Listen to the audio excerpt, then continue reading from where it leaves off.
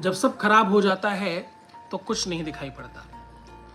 Depression के शिकार अगर आप हो गए अपने रिलेशनशिप की वजह से, रिश्तों की वजह से, अगर आपका डिप्रेशन बढ़ रहा है, अगर आपके रिश्तों में संबंध खराब हो रहे हैं और उसकी वजह से आपको एंजाइटी हो रही है, तो ये बहुत स्वाभाविक है और ऐसा होता है। आज उसके कुछ लक्षणों के बारे में जल्दी जल्दी बात कर लेते हैं पहले, क्योंकि ये अपने आप में बहुत इम्पॉर्टेंट है और बहुत महत्वपूर्ण है।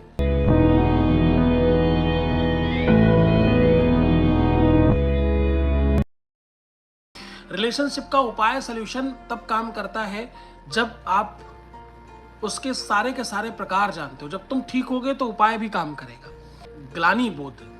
ग्लानि बोध का मतलब यह है कि तुम हर बात को अपने ऊपर लेते हो और अपनी गलती मानकर ग्लानि करते हो, जबकि गलतियां जब हो इंसान से तो इंसान को उसको सुधारने की तरफ बढ़ना चाहिए, ना कि ग्लानि बोध रखना चाहिए। इंसान को यह विचार करना चाहिए कि जो गलती हुई है वो दोबारा कैसे ना हो, उससे सीख कैसे लिया जाए। दूसरा इसका बड़ा कारण है हीन भावना, जिसको आप इन्फेरिटी कॉम्प्लेक्स भी बोल सकते हो। ये अपने आप में दूसरी बड़ी प्रॉब्लम का नाम है।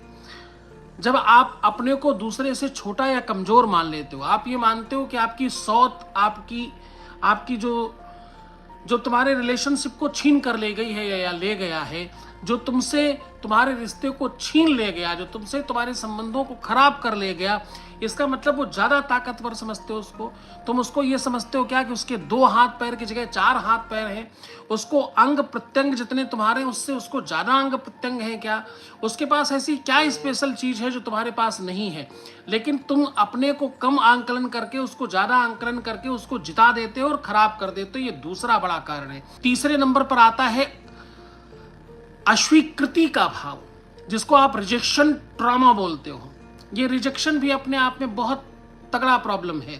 प्रेम में ठुकराया जाना, परिवार से अनादर पाना, समाज में इज्जत नहीं पाना, सबके बीच में नाम खराब हो जाना, ये सब तुम्हारी मान्यता है। इस मान्यता ने तुमको बहुत बार बीमार किया है। तुम अपने आप को जब बेकार समझते हो तो सब खराब कर बैठते हो। मोरे सजना बड़े है खराब है, सुकाबे मुइया डाबो ना। चौथे नंबर पर आता है तुलना की बीमारी, जिसको आप कंपैरिजन डिसऑर्डर कह सकते हो। इसमें मनुष्य बहुत कंपेयरिंग करने लगता है, कंपैरिजंस करने लगता है। दूसरों की सफलता, दूसरों की सुंदरता, दूसरों के पैसे, दूसरों के रिश्ते, दूसरों के बॉयफ्रेंड्स, दूसरों के हस्बैंड्स, उनसे तुलना कर कर आप जब अपने रिश्ते को दागदार करते हो, उसको शर्मसार करते हो, उसको सुनाते हो, उसको दिखाते हो, उसको शो ऑफ करते हो, उसको परेशान करते हो, तो आपका रिश्ता खराब हो जाता है। कभी भी किसी से कंपेयर नहीं किया जा सकता। Comparison it's a not actual habits of the word. ये बहुत अच्छी चीज नहीं है। इसमें सबसे बड़ा जहर है सोशल मीडिया। सोशल मीडिया में अगड़म बगड़म उल्टी सीधी चीजें दिखा करके आपको और बर्बाद कर देते हैं। 5वें नंबर पर आता है भावनात्मक उपेक्षा। इसको इंग्लिश में कहते हैं इमोशनल नेग्लेक्शन या इमोशनल निग्लेक्ट। ये क्या है? मैं आज तुम्हें 7 जन्मों के साथ के लिए, 7 फेरों के लिए, 7 समुद्र पार भी तुम्हारा रिश्ता हो उसको बचाने के लिए 7 आदतें बता रहा हूं जो तुम्हें छोड़ देनी चाहिए। इससे डिप्रेशन आता है, इससे एंजाइटी आता है और इससे सब खराब हो जाता है। 5वें नंबर पर भावनात्मक उपेक्षा आता है। इसको अंग्रेजी में इमोशनल नेग्लेक्ट करना बोलते हैं। जब तुम्हें कोई व्यक्ति निग्लेक्ट करता है, मान लो कोई तुमसे बात नहीं कर रहा, कोई तुमसे रिलेशन में बहुत अच्छा तालमेल नहीं बिठा पा रहा है, तो तुम अपनी तरीके से सोचने लगते हो ऐसा ही होगा। जब बचपन या जीवन में किसी ने आपको सुना नहीं, समझा नहीं, सहारा नहीं दिया, तुम्हारा सपोर्ट नहीं किया, तो तुम्हारी आदत बन जाती है ऐसी कि तुम समझते हो निग्लेक्ट करना हमारी किस्मत है, हमारी तो किस्मत ही खराब है, हमारा तो सब कुछ बर्बाद हो गया है। एक आपको बताऊं, ये खालीपन, ये अकेलापन आपको निग्लेक्ट करने की वजह से ही तुम्हें दिखाई पड़ता, और ये सबसे बड़ा प्रॉब्लम है। 6 नंबर पर है भविष्य का भय, फेयर ऑफ फ्यूचर। ये फेयर ऑफ फ्यूचर क्या है? इसमें आप अपने भविष्य को लेकर के बहुत डरे हुए होते हो। अगर मैं असफल हो गया तो, अगर उसने मुझसे शादी नहीं करी तो, अगर उसने मुझे धोखा दे दिया तो, अगर सब कुछ टूट गया तो, अगर उसने मेरा साथ नहीं दिया तो, देखो फलाने के साथ ऐसा हो गया, मेरे साथ भी ऐसा हो गया तो, ये डर शरीर को लगातार अलर्ट भेजता रहता है और इसका ही इम्पैक्ट पड़ता है जिसका नाम एंजाइटी है। और इस कारण से तमाम रिश्ते, तमाम नाते टूट जाते हैं। इस कारण से ही तुम्हारी अपनी चीजें छूट जाती हैं। इस कारण से ही तुम अपनों के नहीं हो पाते। यही एक बड़ा कारण है जिस कारण से तुम्हारे अपने तुमसे दूर हो जाते हैं। ये 7वें नंबर पर है उद्देश्यहीन जीवन। इसको अंग्रेजी में कहते हैं लॉस ऑफ मीनिंग। जब आप लॉस ऑफ मीनिंग, जब आपका मीनिंगफुल लाइफ नहीं है, आपके जीने का कोई बड़ा उद्देश्य नहीं है, आपका रोज सवेरा होता है, रोज सांझ हो जाती है, रोज तुम सुबह उठते हो, दिन भर वही सब काम धाम करते हो और फिर तुम सो जाते हो, तो इसका मतलब सीधा ये होता है कि तुम्हारे जीवन का कोई उद्देश्य नहीं है। कल भी तुम वैसे थे, आज भी वैसे हो, सालों पहले भी तुम ऐसे ही थे, आज भी उसी स्थिति में खड़े हो, तो तुम जरा सोच कर देखो तुम्हारे जीवन का उद्देश्य क्या है। एक पशु में, एक जीव में और एक तुम में अंतर क्या है? क्योंकि आहार निद्रा भय में तुनम चा सामान्य में तो तपस्विर निरानाम ज्ञानाम हितेशाम अधिकम वशिष्टम और ज्ञाने नहीना पस्विर समाना। वो क्या कारण क्या है जिससे तुम नहीं रह पाते, जिससे तुम सब बर्बाद कर देते हो और पशुओं जीवन जीने लगते हो, उद्देश्यहीन जीवन जीते हो। इसका क्या मतलब है?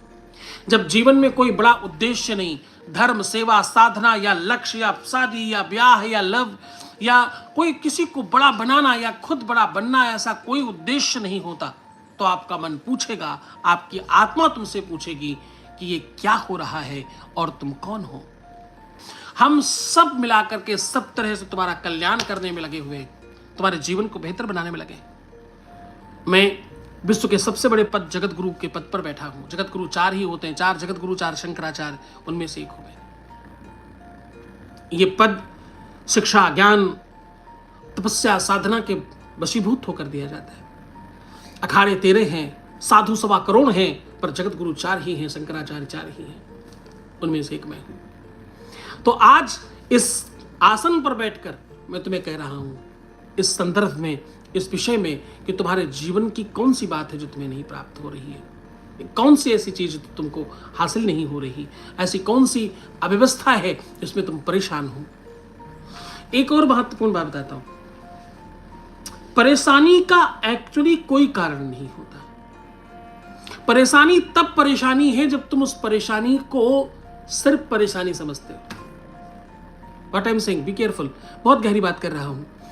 परेशानी तब तुम्हें परेशानी ज्यादा लगती है जब तुम परेशानी को सिर्फ परेशानी समझते हो, और जो व्यक्ति इस परेशानी का समाधान देख करके उस परेशानी को देखता है उसको वो प्रॉब्लम कम लगती है, और जो उसी परेशानी को अपॉर्चुनिटी की तरह देखता है कि परेशानी नहीं, एक अपॉर्चुनिटी है मुझे फिर से और निखरने के लिए, तो वो व्यक्ति जीत जाता है।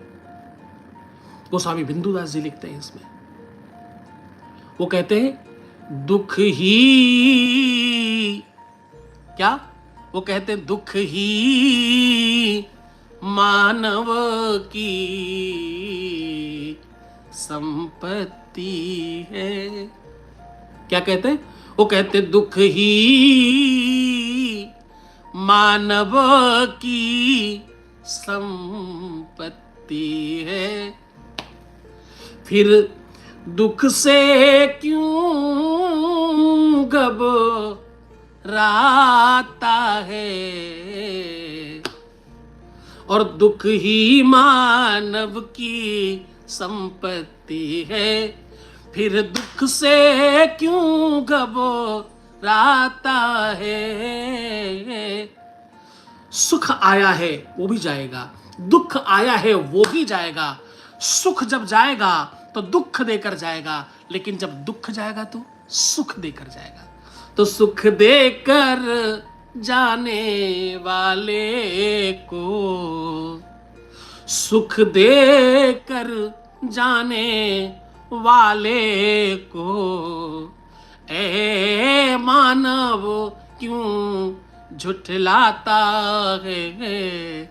दुख ही दुख ही दुख ही मानव की संपत्ति है, फिर दुख से क्यों घबराता है। दुख ही दुख ही दुख ही मानव की संपत्ति है, फिर दुख से क्यों घबराता है। क्यों घबराते हो दुख से? दुख आएगा तो जाएगा। असली में दुख ही सुख है। जब घर के बहुत सारे अनाज तुम मिट्टी में फेंक कर आते हो तो अपनी संपत्ति फेंक रहे हो तुम, दुख है। लेकिन उसके आगे सुख छुपा है, वो खेत से बहुत सारा अनाज लाएगा। जब सोना गहरी आग में डाला जाता है, गहरी आग मतलब सर्वश्रेष्ठ तापमान पर डाला जाता है, तो सोना जलाया जा रहा है। लेकिन सोने को जलाने वाले ये नहीं जानते कि अब सोना कुंदन बन रहा है, अब वो और महंगा हो रहा है, और कीमती हो रहा है। किसी का दर्द अपनाओ तो इंसान कहलाओगे, किसी के काम आ जाओ तो इंसान कहलाओगे। तुम दुखी हो, तुम परेशान हो, तुम्हें भी संकट तो है, किसी और संकट वाले व्यक्ति के तुम काम आ जाओ, इसमें क्या ही आपत्ति है मेरे बच्चों। तुम्हें कुछ प्राप्त हो रहा है, तुम्हें कुछ मिल रहा है, तो चला लाइक करते चलना।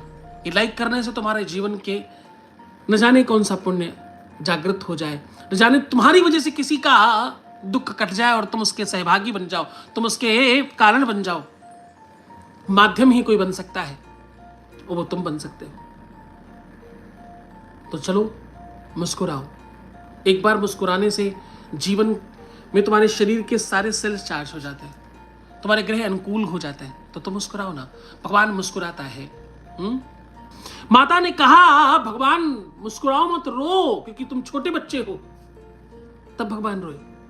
इस स्तुति में लिखा है, बोले सुनी बचन सुजाना, रोदन ठाना, निज आयुध भुज चारी। तब रोए। तो भगवान की तरह मुस्कुराओ, सुंदर बनो। हर आधे घंटे में प्रणाम करके पानी पियो। अगर तुम स्वस्थ रहना चाहते हो, बेहतरीन रहना चाहते हो, तो मुस्कुराओ, सुंदर बनो। सुंदरता में परमात्मा का वास है। सत्यम शिवम सुंदरम। सुंदरता से तुम्हारे अंदर एक एटीट्यूड बिल्ट होता है जो तुम्हें जिता देता है। इसलिए सुंदर बनो और हर आधे घंटे में प्रणाम करके पानी पियो। पानी इसलिए जूठा करो क्योंकि वो जल जीवन है, जल की स्मृतियां हैं, जल में बहुत याददाश्त है और वो परमात्मा है। वो तुम्हें अस्वस्थ नहीं होने देगा, न मानसिक तौर पर और न शारीरिक तौर पर। दोनों ही स्थितियों में जल काम करता है। दिमाग में सबसे ज्यादा पानी है, शरीर में सबसे ज्यादा पानी है, संसार में सबसे ज्यादा पानी है। तो पानी को अंदर पीते रहो, अन्यथा जब तुम बीमार पड़ोगे तो डॉक्टर इंजेक्शन लगाएगा और ग्लूकोज के द्वारा तुम्हें पानी पिलाएगा पहले। तो उसका पानी पीने से अच्छा है अपने घर का पानी पियो और खूब स्वस्थ रहो। अपना बहुत बहुत बहुत ख्याल रखना। मैं तुम्हारे साथ हूँ, भरोसा रखना, इस बात का यकीन रखना कि तुम्हारी हर परिस्थिति के साथ मैं खड़ा हूँ। जब तक तुम्हारे ऊपर संकट आए तो तुम एक बार आंख बंद करके मुझे स्मरण करना। 26 लाख लोगों का यह मानना है कि मैं उनके आसपास होता हूँ। अब तुम्हारी बारी है ये महसूस करके बताना, क्या तुम्हें भी ऐसा महसूस होता है? क्या सच में ऐसा हो सकता है? ये अनुभव करना, फिर बताना। तुम बहुत प्यारे बच्चे हो, तुम मुझे सुनते हो, इसलिए मैं बहुत आभारी हूँ तुम्हारा। हर हर महादेव, घर घर महादेव।